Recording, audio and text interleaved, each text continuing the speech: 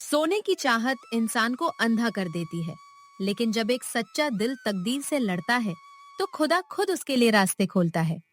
ये कहानी है रोशनपुर गांव के एक आम से किसान की, जिसकी किस्मत एक ही रात में ऐसी पलटी कि पूरा गांव देखता रह गया। लेकिन क्या खजाना मिलना ही सब कुछ है, या असली इम्तिहान अभी शुरू होना था? रोशनपुर गांव में देवराज नाम का एक निहायत मेहनती और गरीब किसान रहता था। इस बार उसने दिन रात एक करके अपने खेत में सोने जैसी फसल उगाई थी। फसल को लहलहाते देखकर उसके घर में खुशियों की उम्मीद जाग उठी थी। देखो, हमारी महीनों की मेहनत रंग लाई है। अब हमारे बच्चों को भूखे पेट नहीं सोना पड़ेगा। अगर ये फसल सही सलामत कट गई तो जिंदगी में पहली बार सुकून की नींद आएगी। पिताजी, क्या इस बार मेरा दाखिला स्कूल में हो जाएगा? मुझे सच में नई किताबें और नए कपड़े चाहिए। और मेरे लिए सुनहरी चूड़ियां और एक सुंदर सी गुड़िया लाना मत भूलना पिताजी। बिल्कुल मेरे बच्चों, इस बार तुम दोनों की हर ख्वाहिश पूरी होगी। ये तुम्हारे पिता का वादा है। लेकिन अफसोस, किस्मत के पन्नों में कुछ और ही लिखा था। शाम ढलते ही अचानक आसमान का रंग बदल गया। काले बादल ऐसी दहशत लेकर आए कि देखते ही देखते तूफानी बारिश और आंधी शुरू हो गई। देवराज, जल्दी चलो, खेत में पानी भर रहा है। तूफान सब कुछ तबाह कर देगा, हमारी फसल बह जाएगी। देवराज नंगे पांव खेत की तरफ भागा, लेकिन वहां का मंजर देखकर उसके पैरों तले जमीन निकल गई।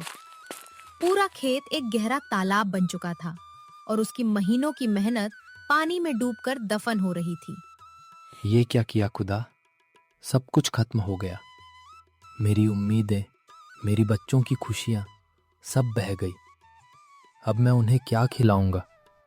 अगली सुबह रोती हुई उम्मीदों के साथ देवराज गांव के बेरहम और लालची साहूकार जालिम सिंह के पास गया, जिससे उसने भारी सूद पर कर्जा लेकर फसल उगाई थी। साहूकार जी, बारिश ने मेरी रोजी रोटी ही छीन ली। थोड़ी सी मोहलत दे दीजिए।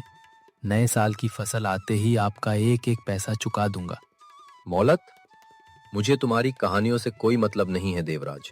कागज के मुताबिक तुम्हारा वक्त खत्म। अब ये जमीन मेरी हुई। चलो, फौरन ये गांव खाली करो और निकल जाओ यहाँ से। नहीं साहूकार जी, ऐसा मत कीजिए, हम सड़क पर आ जाएंगे। देवराज की जमीन भी चली गई और इज्जत भी। अब उनके पास ना कोई छत थी, ना अनाज और ना कोई सहारा। एक ईमानदार किसान अपने परिवार का हाथ थामे जंगल की तरफ निकल पड़ा। क्षमा, अब पीछे मुड़कर मत देखना। घर नहीं बचा, पर इन बच्चों की जिम्मेदारी है मेरे सर पर। इन्हें भूखा नहीं मरने दूंगा, चाहे मुझे कुछ भी करना पड़े।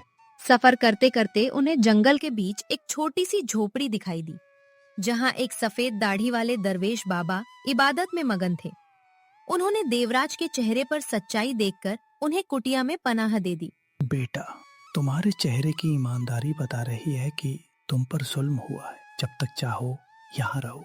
जगह छोटी है, पर तुम्हारा साथ जरूर देगी। अगली सुबह देवराज ने जंगल से लकड़ियां काटकर शहर में बेचने का फैसला किया। दिन भर जंगल में खून पसीना बहाकर लकड़ियां काटता रहा। शाम को बाजार में लकड़ियों के बहुत कम पैसे मिले, फिर भी उसने थोड़ा सा आटा खरीद लिया। ये लो क्षमा, कुछ खाने का सामान लाया हूं। कोई दावत तो नहीं, पर बच्चे भूखे नहीं सोएंगे। अर्जुन, छोटी, कल मैं तुम्हारे लिए मीठा गुड़ जरूर लाऊंगा। साहूकार जालिम सिंह का एक निहायत ही चालाक मुहाफिज था, जिसका नाम भैरव था।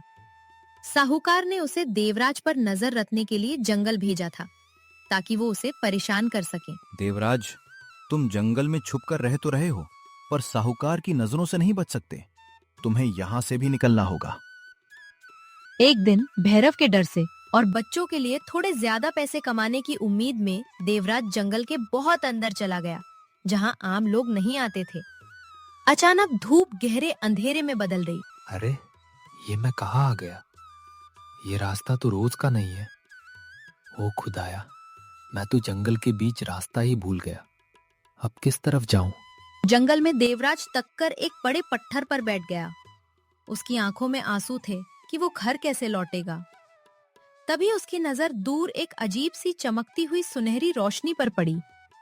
ऐसी रोशनी इस भयानक अंधेरे जंगल में, ये क्या हो सकता है? चलो पास जाकर देखता हूँ। वो रोशनी की तरफ बढ़ा तो सामने एक अजीब और पुरअसरार गुफा थी, जिसमें से सुनहरी किरणें निकल रही थीं। लेकिन गुफा के बाहर एक खुफिया इम्तिहान पत्थर पर लिखा था। यहाँ लिखा है कि सिर्फ वही अंदर आ सकता है जिसके हाथ मेहनत के हों और दिल लालच से पाक हो।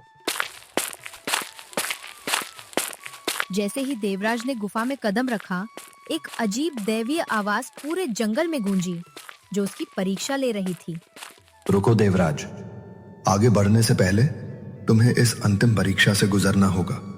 अगर मैं तुम्हें इस संसार का सबसे अमीर व्यक्ति बना दूं, तो क्या तुम अपनी इस शक्ति से उन लोगों का विनाश करोगे जिन्होंने तुमसे तुम्हारी जमीन और खुशियां छीनी है? नहीं, मुझे किसी से कोई बदला नहीं चाहिए। प्रतिशोध की आग इंसान को ही जला देती है। मुझे सिर्फ अपने बच्चों का पेट पालना है और उनकी खोई हुई मुस्कान वापस चाहिए।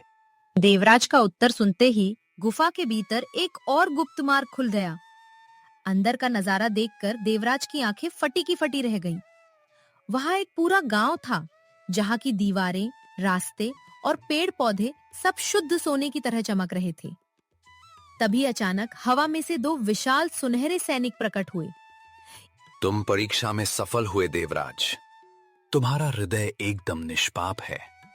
हमारे स्वर्ण लोक के राजा तुमसे मिलना चाहते हैं। सीधे चले आओ। देवराज सैनिकों के पीछे पीछे एक भव्य स्वर्ण महल में पहुंचा। वहां सिंहासन पर एक प्रतापी और दिव्य राजा बैठे थे।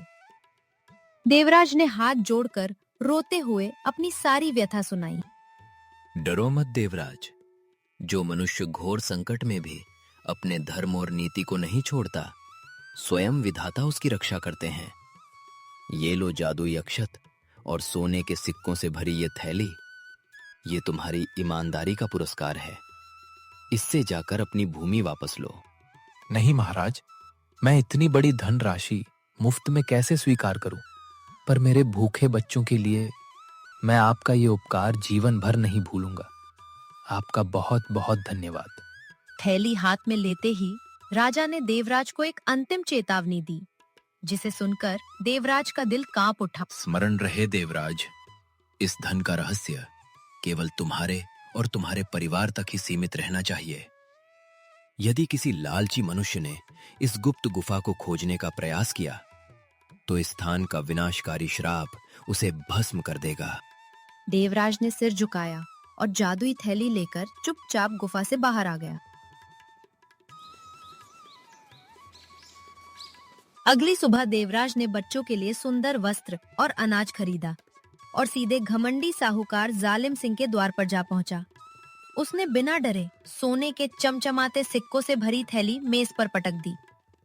साहूकार जी, ये लीजिए आपका पूरा कर्ज, ब्याज समेत। अब मेरी पुश्तैनी जमीन के कागजात मुझे तुरंत वापस कीजिए। गरीब जरूर हूं साहूकार, पर बेईमान या चोर नहीं। क्या? इतना शुद्ध सोना? इसके पास इतना धन कहां से आया? देवराज, तू कल तक दाने दाने को तरस रहा था, आज अचानक इतना अमीर बन गया। सच सच बता, तूने कहां डाका डाला है या कोई खजाना चुराया है? ये मेरी मेहनत और ऊपर वाले की कृपा है साहूकार जी। आपको अपनी रकम से मतलब था, वो आपको मिल गई। अब मेरे कागजात दीजिए। साहूकार ने मजबूरी में कागजात तो लौटा दिए, लेकिन उसके मन में लालच का भूत सवार हो चुका था। देवराज के जाते ही उसने अपने वफादार रक्षक भैरव को पास बुलाया। भैरव, इस कंगाल किसान के हाथ कोई बहुत बड़ा जैकपॉट लगा है। कल भोर होते ही जैसे ही देवराज जंगल की तरफ निकले, तू साए की तरह उसके पीछे जाना। हमें उस सोने के कुएं तक पहुंचना ही होगा, चाहे इसके लिए देवराज का अंत ही क्यों ना करना पड़े। अगली सुबह देवराज भगवान का धन्यवाद करने और सूखी लकड़ियां बीनने के लिए जंगल की ओर चल पड़ा। उसे भनक भी नहीं थी कि झाड़ियों के पीछे छुपकर साहूकार और खतरनाक भैरव हाथ में तलवार लिए उसका पीछा कर रहे थे। साहूकार जी, देखिए, देवराज उसी बड़े पत्थर की तरफ जा रहा है। वो रहा गुफा का गुप्त द्वार। देवराज ने गुफा के द्वार पर जाकर राजा को प्रणाम किया और लकड़ियां लेकर दूसरे रास्ते से घर लौट गया। जैसे ही देवराज वहां से हटा, साहूकार और भैरव पागलों की तरह दौड़ते हुए गुफा के मुहाने पर पहुंच गए। आखिरकार खजाने का रास्ता मिल ही गया। अब इस दुनिया का सबसे अमीर आदमी मैं बनूंगा। चलो भैरव, अंदर चलो। लेकिन जैसे ही उन दोनों लालची इंसानों ने गुफा के भीतर कदम रखा, सुनहरी रोशनी अचानक खूनी लाल रंग के कोहरे में बदल गई।